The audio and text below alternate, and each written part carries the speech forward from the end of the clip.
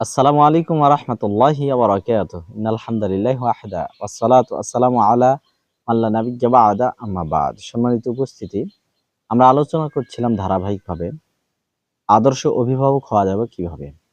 আমরা এ পর্যায়ে আলোচনা করছি সন্তানকে আদাব, শিষ্টাচারিতা শিক্ষা দিতে হবে।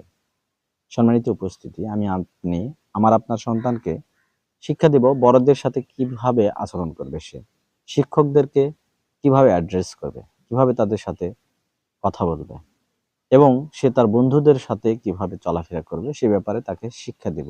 আদাব, ভদ্রতা। দেখুন, আলী রাদিয়াল্লাহু আনহু বলতেন, প্রকৃতই যার পিতা মারা গেছে সেই প্রকৃত ইয়াতিম নয়। ইয়াতিম ওই ছেলে যার পিতামাতা জীবিত আছে কিন্তু সে বেয়াদব, তার আদব নেই, সেই প্রকৃত ইয়াতিম।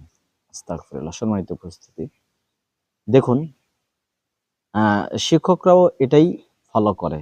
আমি ব্যক্তিগতভাবে এটা ফলো করি যে আমার ছাত্র সে ২ কলম কম লেখাপড়া শিখলো, কোনো সমস্যা নেই। সে পড়া পারেনি, কোনো আফসোস নেই। কিন্তু সে আদব ও আলা হবে, সে বেয়াদব হবে না। একটা বেয়াদব ছাত্র, সে ভালো ছাত্র, ভালো পড়াশোনা করে, কিন্তু বেয়াদব, তার কোনো দাম নেই। সম্মানিত উপস্থিতি, তাই আপনার সন্তানকে এই বিষয়টা শিক্ষা দেব। সে শারীরিকভাবে দুর্বল হতে পারে, সে ব্রেনগত একটু দুর্বল হতে পারে, তার মেধা কম হতে পারে, বাট সে আদবওয়ালা হবে, সে শিষ্টাচার, ভদ্রতা, নম্রতা জানবে। আসুন, আমরা আমাদের সন্তানদেরকে উত্তম আদাব শিক্ষা দেই।